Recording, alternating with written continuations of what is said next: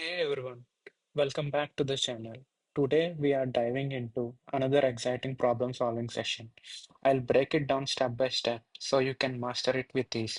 Let's get started. Today's problem is an easy problem on lead code, a maximum count of positive integer and negative integer. Given an array sorted in non-decreasing order, which means the numbers are in increasing order. Return the maximum between number of positive integers and the number of negative numbers. So we have to count how many positive numbers are there and how many negative numbers are there. Among them, whosoever the count is maximum, we'll have to return that count. And one note that zero is neither positive nor negative. Let's go through one example. Here there were three negative numbers and three positive numbers. So the maximum out of it is we can return either of it, which is three. And let's go to the second example. We have three negative numbers, two positive numbers. So the maximum is three. Uh, the naive approach to solve this problem is uh, we traverse each and every element. And if it and we maintain a count for positive and negative number, and after traversing the entire array, we have the count of positive and negative numbers, and we will be returning the maximum out of it, which is very naive approach, which takes, let's say, n is the size of the array, and it will take linear time, big of n time. But we can do in the question, it mentions that we have to sort it in non-decreasing order. So we have to make use of this such that we can solve it a lot more optimally compared to the linear way. Since we know the array is sorted, uh, if we take an element in the given array, and let's say if it is negative, based on the property, as the numbers are in increasing order, all the numbers on the left for sure are negative, and all the numbers on the right, there might be chance of negative numbers, but there is a chance of positive numbers as well. So we'll have to find the last occurrence of a negative number and the first occurrence uh, of a positive number. Because let's take an example in this case. If you find the last occurrence of a negative number, so this is the one, and the index is 2, since it is a zero based, we will have three elements in it. And if we find the first occurrence of a positive number, which is 1 here, and if we do size minus that index plus 1, it will give the number of positive numbers in the array. And we will be doing mm, comparing the and compare and we'll return the maximum one. So we will be using binary search to solve this question, even though it is an easy question, but it will cover uh, most important topic of binary search, and we will be covering two patterns in binary search, the upper bound and lower bound. The way we're gonna solve is we have two problems to solve. One is uh,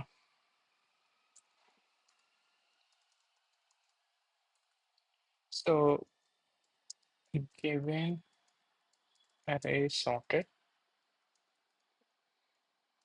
you can say it is increasing order. Uh, we have to find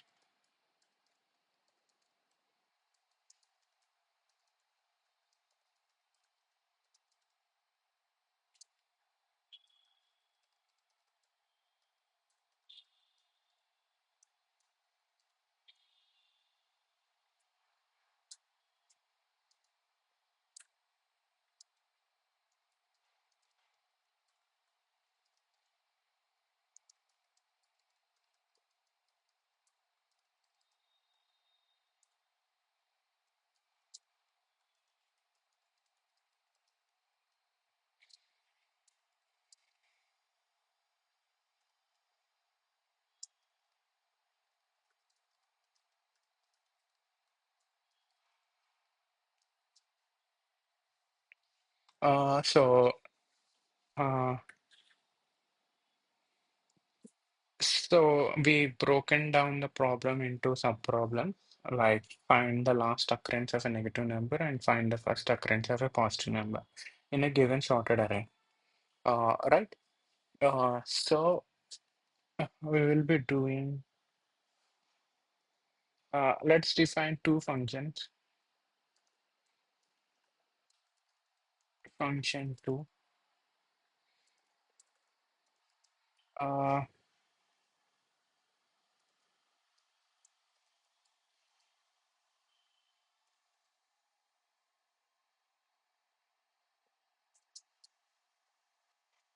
we can say last negative index. This one is first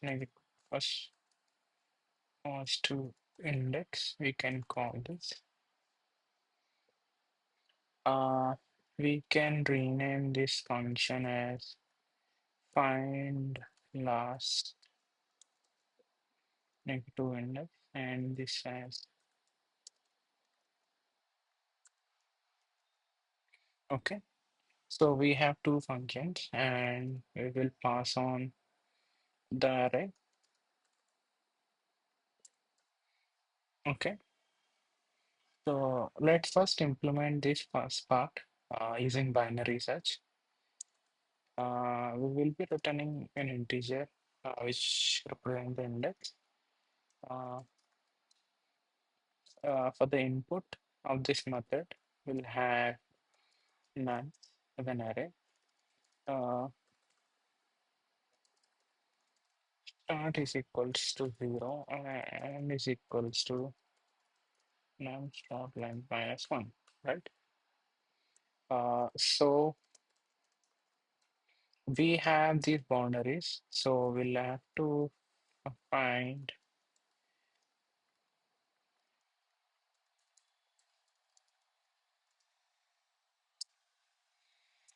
last negative index. Uh,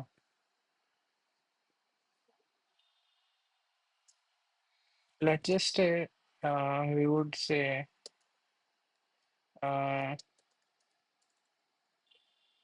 we can mark it as n for now because it might be the last in the worst case. So what we will do is if nums of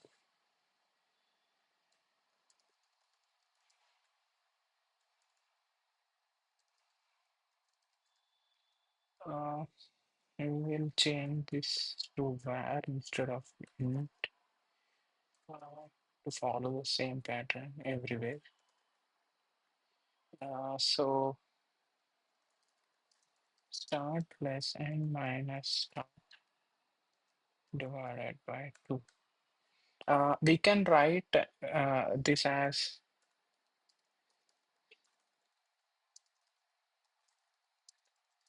r plus n divided by 2, which is same as this.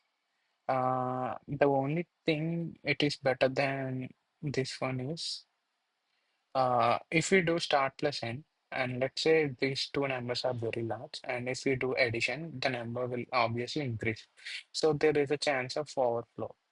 But if you do something like this one, we make a difference out of it, and if we add that and we divide it by 2 and we add it to the start and it which is same as this one. Uh, if you if you mathematically solve this expression, let's say this is equal to start plus n minus start by 2, and if we difference this to 1, which is equals to again start by 2, and that is the reason we write like this. This is to avoid overflow, and we can write this as if we are doing it in Python, that is fine also. And let's say if we find a negative number, so any number less than 0 is a negative number. Uh, let's say if we find a negative number and since this is in the array given array is increasing order, all the numbers on the left are decreasing. Since we want to find the last negative index, so we have to move forward onto the right side. So there is a chance maybe this mid might be the last occurrence, and there is a or there is a chance of a negative number occurs on the right side part, right? So what we will do is,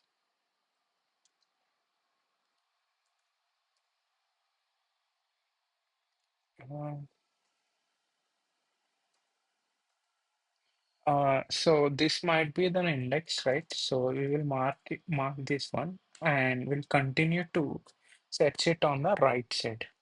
So how we gonna do it is like we will move the start to mid plus one, because this mid is already recorded here. So we are searching on mid plus one till the end right now. Let's say if we don't find it, so for sure this mid is a positive number or a zero. And in that case, what we will do is we will discard the right part by doing mid minus one, and we will be searching in start till end now, which is mid minus one. Finally, we will be returning last negative index. Okay. And let's say if we don't find any a negative number, let's say all the numbers are positive, and this will not get executed, and this will then will cross the start at some point, and this will become this will never get executed. But in that case, the last negative index will be which is not the end, which is something like some kind of minus one we have to take care of.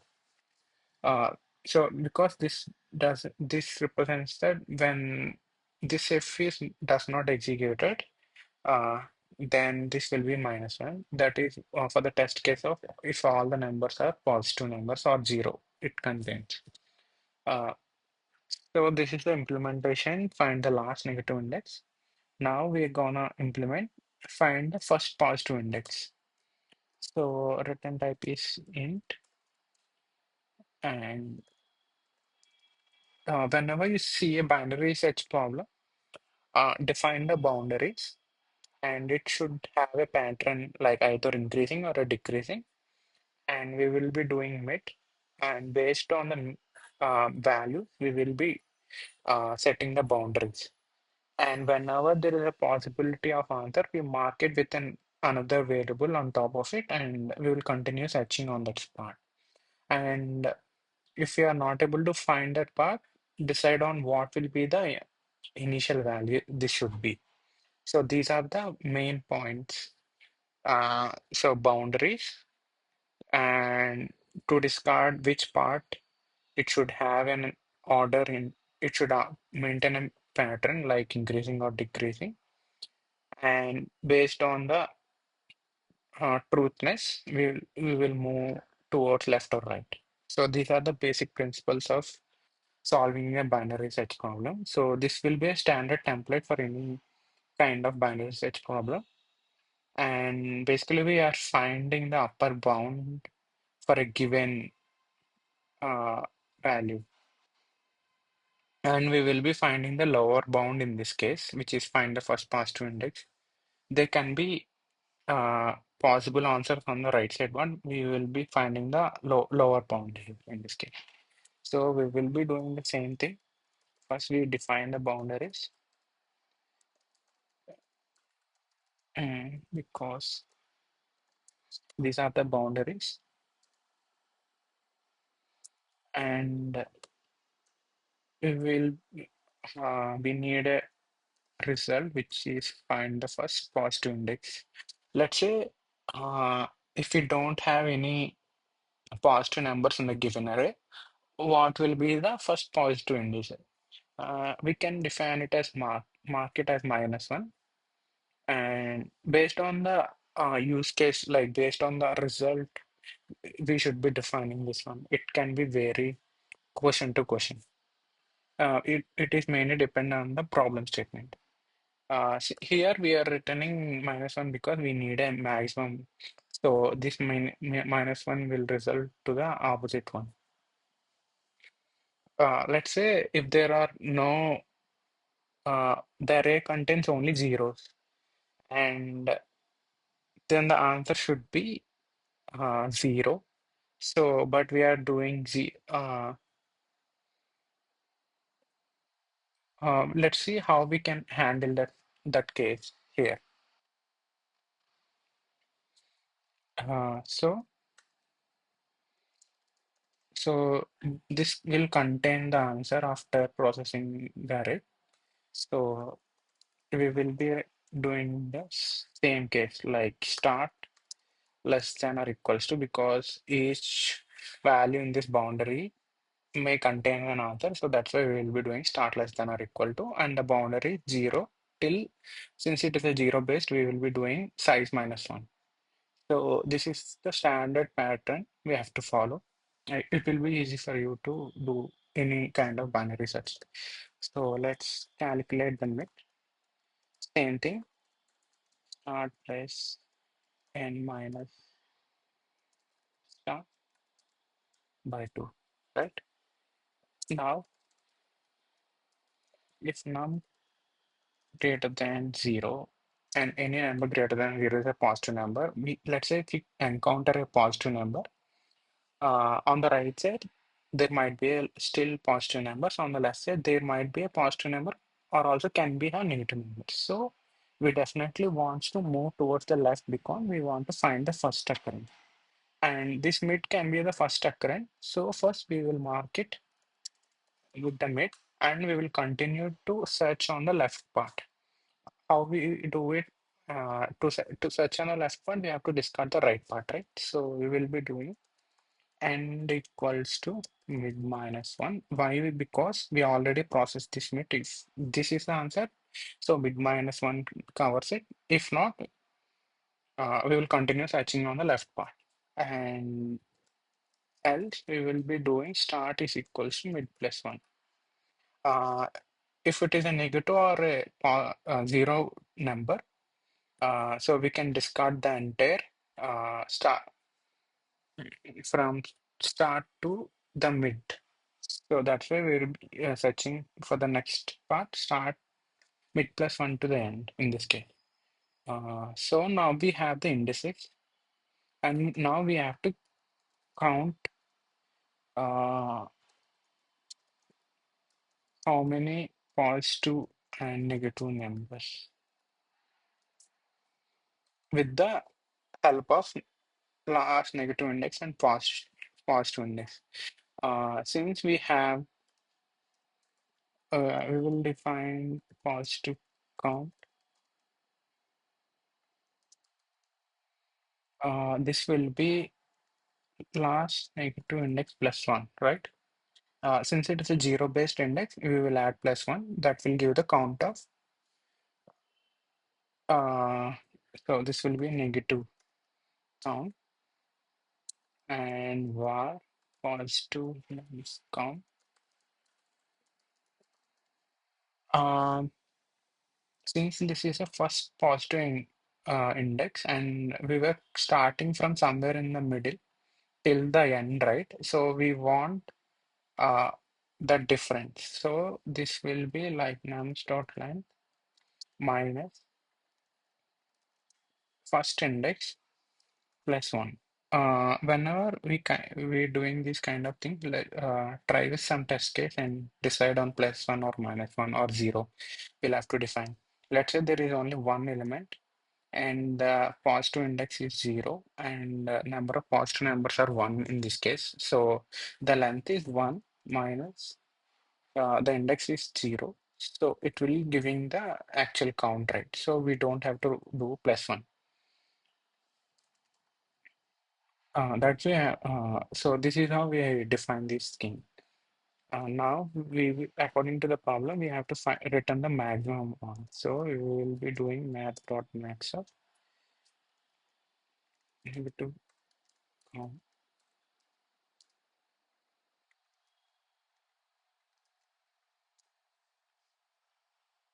Yeah, this is it.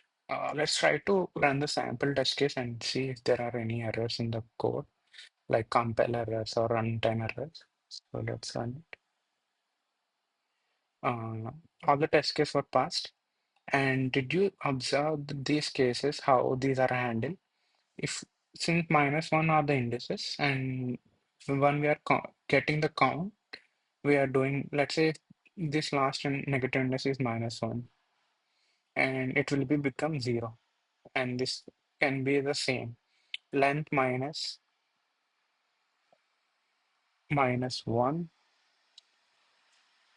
Uh, uh, I think this will fail for one test case. Let me try to add one test case here. What it will be is, let's say 0, 0. I think probably this will fail. The answer should be 0 here. Let's see what will be the answer. So it failed.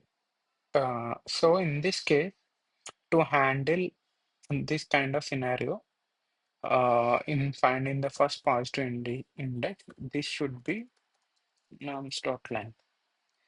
Because we are finding indices from the right side.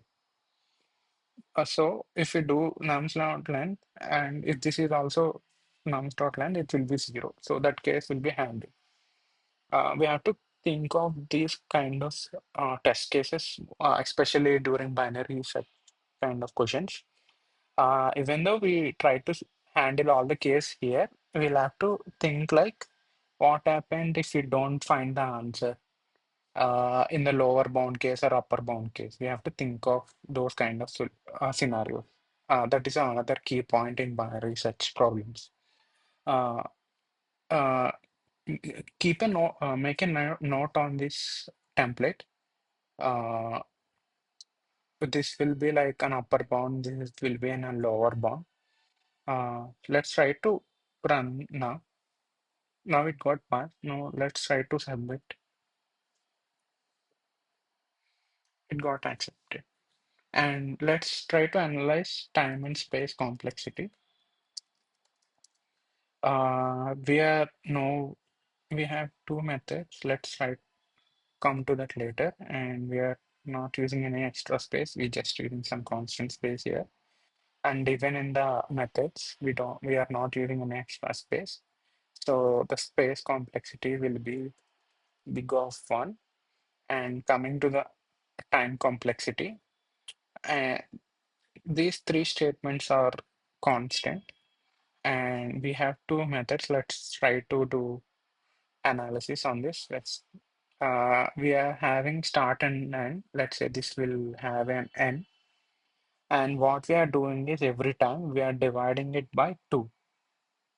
And uh, the way we calculate time complexity here is, uh, we have initially n size. In the next iteration of this loop, what we are doing, either we are decreasing by size by n by 2. And the next iteration, this n by 2 got divided by another by 2, which will be n by 4. And so on. This will lead somewhere till 1, because this both cross each other. This eventually becomes to 1 or 0, right? So how many times we are doing this thing is our time complexity. So we are doing like n divided by here 2 power 0 first time. Then we are doing n divided by 2 power 1 and so on.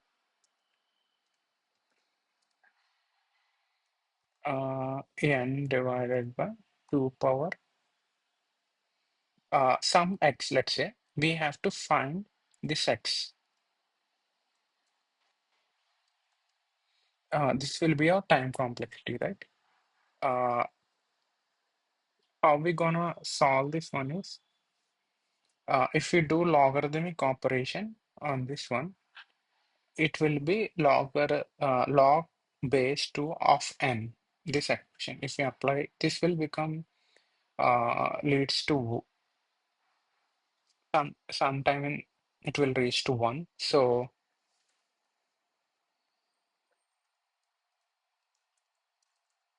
this x is equals to log base 2. I'll just represent 2 here of n.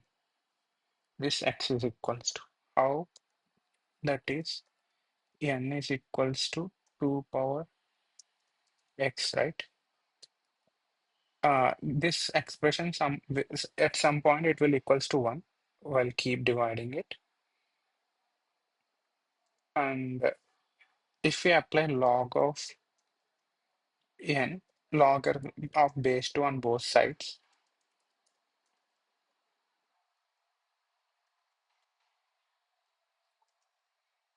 2 power x, uh, log of base 2 of 2, which is equals to x. The value it will become 1. So which is equals to x. There is some property called in logarithmic log some y base of y which is equals to 1, and this x will come here something like this one. Whatever the power will come towards the multiplication of logarithmic. Uh, so this will be logarithmic in time, and this is also doing the same thing. So which is of the overall complexity 2 times of logarithmic of n. So which is nothing but log of base n, where n is the size of the array. Uh, this is the time and space complexity of the solution. And that's it for today. Hope you found this helpful. If you did, don't forget to like, share, and subscribe for more problem solving content.